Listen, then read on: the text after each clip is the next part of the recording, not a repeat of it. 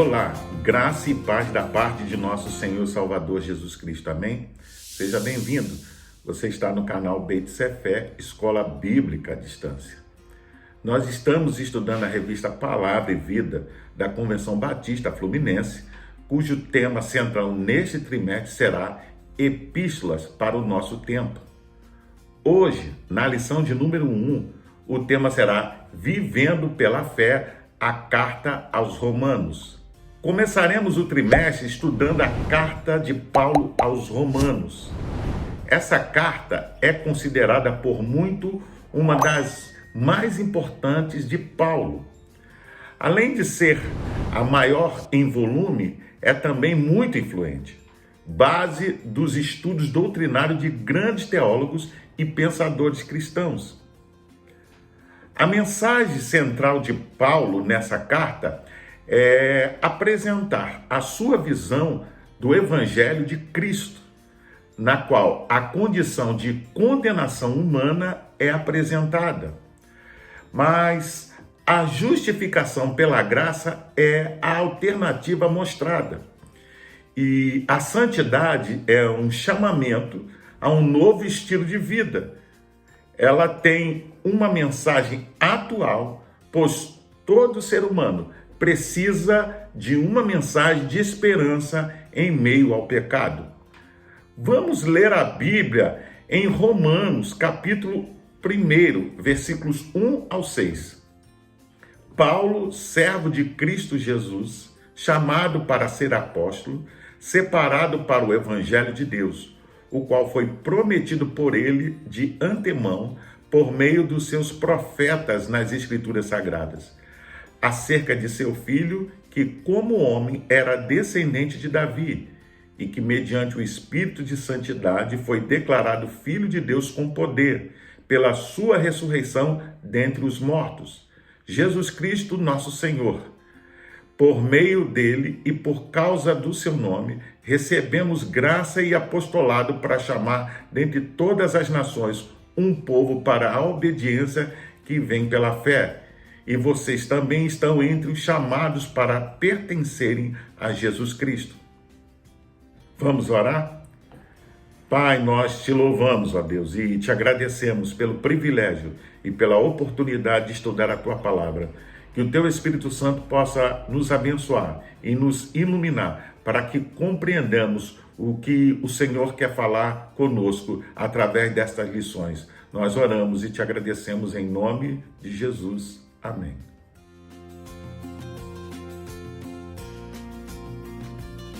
A Epístola aos Romanos é muito mais que simplesmente uma carta. É um tratado teológico. É considerado o maior compêndio de teologia do Novo Testamento. É a epístola das epístolas, a mais importante e proeminente carta de Paulo. Na linguagem de John Murray, é uma exposição e uma defesa do Evangelho da Graça. John Stott considera Romanos uma espécie de manifesto cristão. Já F.F. Bruce chama Romanos de o Evangelho segundo Paulo.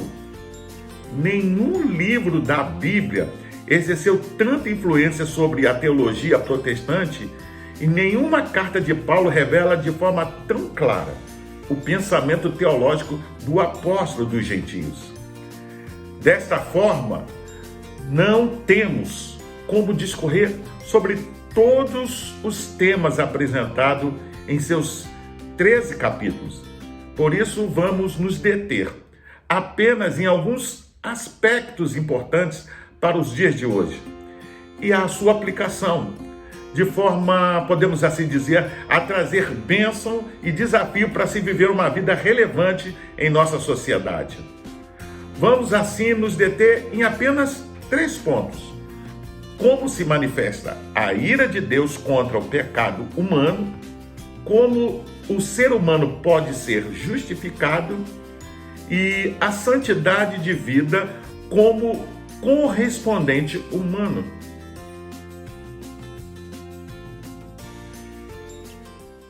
Quando vemos nosso mundo em redor não temos dúvida de que alguma coisa está errada com a humanidade. Basta olhar para a história humana, com todas as suas guerras, sofrimentos e toda a sorte de desordem, como também as notícias de muita tristeza que encontramos ao abrirmos os jornais a cada manhã. Bem perto de nós, em nossa família, no local de trabalho, quantos estão sofrendo e fazendo os outros sofrerem. Assim era o sentimento de Paulo quando chegou a Roma, uma cidade cosmopolita, capital do mundo de sua época, mas com tantas injustiças e atrocidades. Em Romanos, capítulo 1, versículo 18 ao 32, ele apresenta a ira de Deus como o resultado diante de tanta pecaminosidade. Ali está o raio-x da humanidade, mostrando a perdição que está destinada ao ser humano. Paulo expressa que a bondade do Deus Criador pode ser percebida em todo lugar. Versículo 19 e 20. Deus já se manifestou pela criação e tem se revelado através de sua bondade, suprindo a vida humana com todas as bênçãos. A sua divindade pode ser entendida claramente com um espírito humilde e submisso, através das coisas que foram criadas. Inexcusáveis é o termo que significa que não há desculpa para o fato de não se crer em Deus.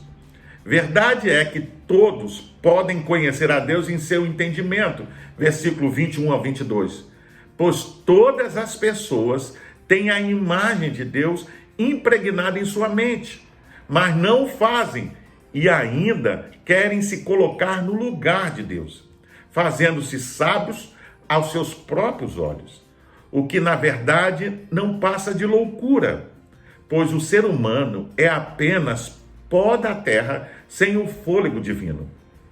No entanto, pelas necessidades inerentes ao ser humano de prestar culto à divindade superior, ele passa a adorar a si próprio, os animais ou qualquer outro objeto criado. Versículo 23. Vamos ler a Bíblia em Romanos, capítulo 1, versículo 16 ao 17.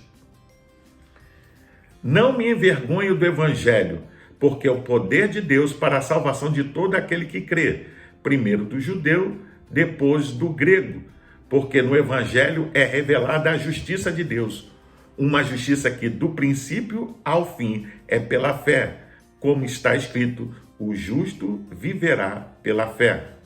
Os versículos que acabamos de ler é a base para o desenvolvimento do tema central, as boas novas, onde o apóstolo Paulo considerou a relação com Deus, a qual o homem tem acesso pela fé, através da entrega e confiança totais.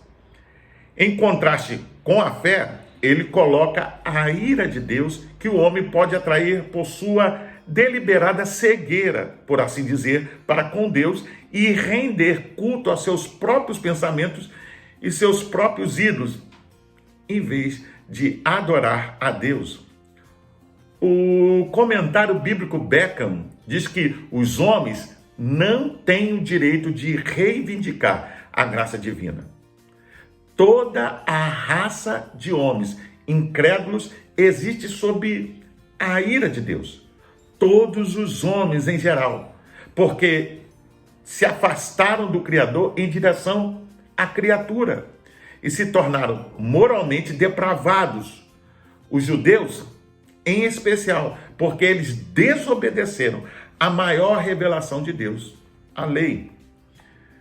Então, Deus permitiu ao homem seguir o seu caminho sozinho. Isso significa que Deus, letra A, os entregou à concupiscência dos seus corações. Você pode ver isso no versículo 24 ao 25.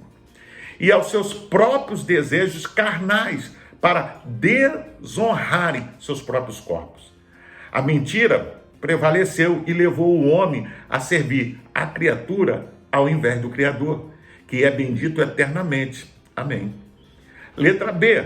os abandonou às paixões infames, versículo 26 ao 27, e a praticar atitudes piores do que fazem os animais irracionais, que agem apenas por instinto. Homens e mulheres deixaram de lado a natureza, conforme foram criados por Deus. Inflamaram-se na homossexualidade e se dedicaram a todos os pecados relacionados à sexualidade, ultrajando o seu próprio corpo, que é templo do Espírito Santo. Letra C, os entregou aos sentimentos perversos. Você vê isso nos versículos 28 a 32. Porque não se importaram em conhecer o seu Criador. A delinquência se generalizou e o homem faz coisas que não convêm, cheios de todo delito. Veja a lista dos pecados relacionados no texto: iniquidade, fornicação, malícia, avareza, maldade, cheios de inveja, homicídio, contenda, engano, malignidade, sendo murmuradores, detratores, aborrecedores de Deus, injuriadores, soberbos, presunçosos, inventores de males, desobedientes aos pais e às mães, nécios, infiéis nos contratos, sem afeição natural, irreconciliáveis, sem misericórdia. Tudo isso que acabamos de ver é fruto da incredulidade. Mas como deveria viver o homem? O homem é chamado para viver pela fé. Versículo 17. Este é o ponto central da vida humana. É o ponto de convergência, onde ele pode deixar aquela vida subhumana e passar a viver a vida com Deus. Mas o justo viverá pela fé.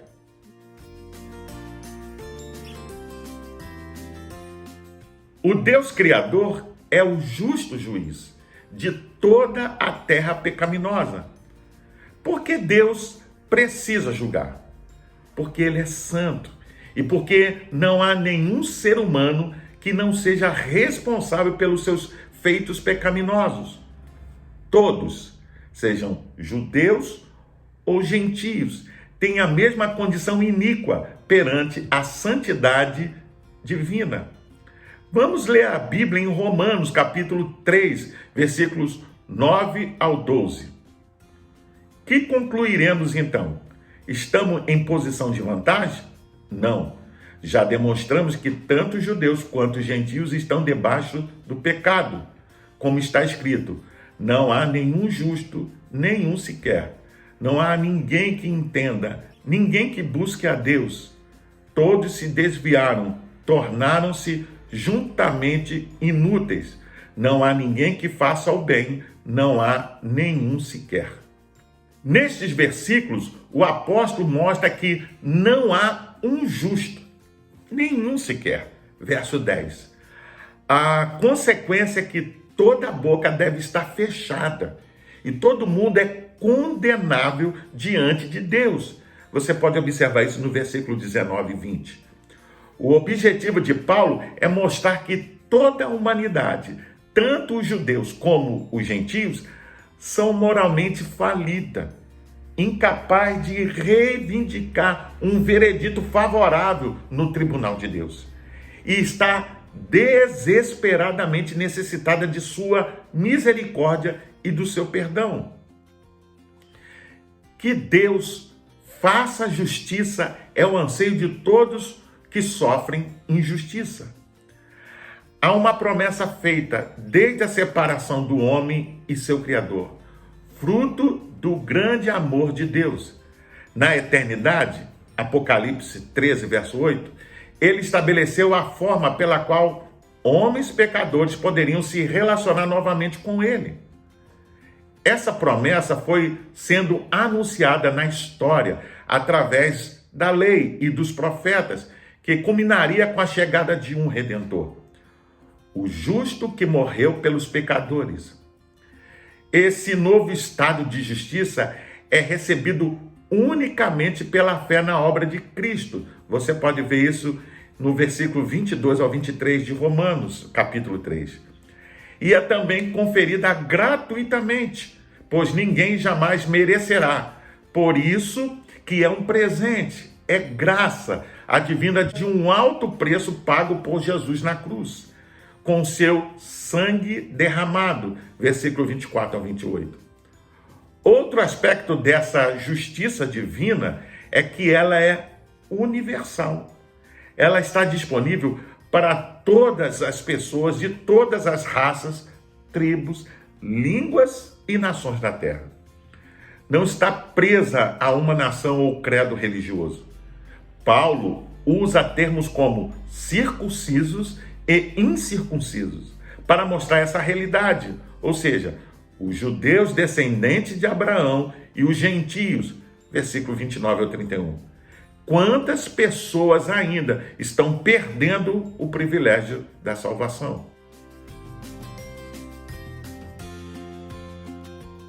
Outro ponto da mensagem do evangelho que Paulo expõe na sua carta aos Romanos é a santidade. Capítulo 8, versículo 1 ao 2. A justiça de Deus em Cristo retira de nós toda condenação. E a partir de então, não andamos segundo a carne, mas segundo o Espírito.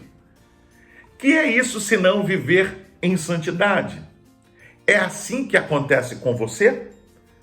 Deus nos chama para a santidade de vida, porque esse é o melhor estilo de vida, visto que é a vida de Deus, pois a lei do Espírito de vida em Cristo Jesus nos livra da lei do pecado e da morte. Há na natureza humana uma necessidade intrínseca de buscar o que é reto, o gosto pelo que é bom, atraído pela beleza e pela estética. Desde todos os tempos, o homem procurou seguir as regras, normas para o seu bem-estar. São limites autoimpostos para a sua própria sobrevivência. A lei foi criada por Deus para que o homem pudesse ver seus limites e imperfeições, pois jamais seria possível cumprir toda a lei. Imaginemos Paulo em seu desejo de ser santo, cumprindo a lei, mas nunca alcançando a perfeição. Vamos ler a Bíblia em Romanos, capítulo 8, versículo 3 ao 4. Porque aquilo que a lei fora incapaz de fazer por estar enfraquecida pela carne, Deus o fez, enviando o seu próprio Filho, à semelhança do homem pecador, como oferta pelo pecado. E assim condenou o pecado na carne, a fim de que as justas exigências da lei fossem plenamente satisfeitas em nós, que não vivemos segundo a carne, mas segundo o Espírito. Paulo diz nesta passagem que houve um tempo em que o homem, antes de ser cristão, estava à mercê da sua própria natureza, pecaminosa, humana. Nesse estado, a lei tinha chegado a ser simplesmente algo que o movia a pecar. E nesse estado ia de mal a pior, derrotado, frustrado. Mas quando chegou a ser cristão, entrou em sua vida a ação impetuosa do poder do Espírito de Deus. E porque agora havia em sua vida um poder que não era dele, entrou em uma vida vitoriosa, em lugar de uma existência derrotada. Desta forma, vemos que a única alternativa é a lei do Espírito, que nos é dado quando recebemos o Filho de Deus pela fé. Uma vez adotados por Deus, recebemos todas as bênçãos do Espírito Santo e temos a possibilidade de vitória sobre a carne. Estamos abertos para todas as bênçãos do Espírito Santo, sua direção, testemunho e a certeza da herança que nos é reservada. Versículo 14 ao 17.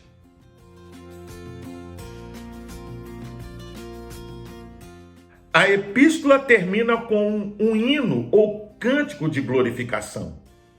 Ora, aquele que tem poder para confirmá-los pelo meu evangelho e pela proclamação de Jesus Cristo, de acordo com a revelação do mistério oculto nos tempos passados, mas agora revelado e dado a conhecer pelas escrituras proféticas por ordem do Deus eterno, para que todas as nações venham a crer nele e a obedecer-lhe. Ao único Deus sábio seja dada glória para todo sempre, por meio de Jesus Cristo. Amém. Romanos capítulo 16, versículo 25 ao 27. Esta doxologia resume todas as grandes ideias da epístola. Vamos ver? O poder do evangelho que Paulo prega e que ele foi comissionado, o qual é único. Jesus Cristo, a revelação do propósito eterno de Deus. Seu conteúdo, a fé. O seu alcance, todas as nações da terra. Seu autor, o único Deus que é infinitamente sábio. Portanto, ele é o Deus tanto dos judeus como dos gentios. E mesmo quando não podemos entender os seus caminhos, podemos confiar em sua sabedoria. Estudamos que a realidade dura da humanidade está baseada numa vida de pecado afastada de Deus e sujeito à sua ira. Não no sentido de um Deus caprichoso que está sentado no céu a atirar flechas, podemos assim dizer, de trovões, relâmpagos, a quem fizer coisa errada. Não, nada disso. Deus simplesmente permite que o homem viva distante dele, fora dos limites e recebendo as consequências do seu feito, que é a morte física e eterna. Mas Deus é tão justo e bom que trouxe salvação aos homens quando Cristo suportou a morte por nós, cumprindo toda a justiça lá na cruz do Calvário. A redenção é um privilégio tão grande que requer de nós um estilo de vida que teremos no céu, uma vida santificada aqui na terra. E é o Espírito Santo que habita em nós, que vai promover a vitória sobre a carne, que vai nos dar condição de experimentarmos já nesta vida. Para pensar e agir. Quando olhamos a natureza, sua beleza e grandiosidade, vemos que toda a criação aponta para o Criador. Porque o ser humano precisa adorar a criatura, aves, animais e objetos criados em lugar do Criador. Quando acontece assim, Deus permite o homem seguir o seu caminho, entregando a própria sorte. Pense e reflita sobre a situação de permissividade que aflora em nossa sociedade, como homossexualidade, adultério, crimes. Pela palavra que estudamos, tudo isso é consequência do afastamento de Deus. Mas Jesus é a justiça de Deus para todo aquele que busca socorro e salvação, e isso se alcança somente pela fé. Ser santo no mundo e agir como tal é resultado da ação do Espírito Santo na nossa vida. Precisamos pregar a mensagem redentora e orar em favor daqueles que estão vivendo ainda no pecado.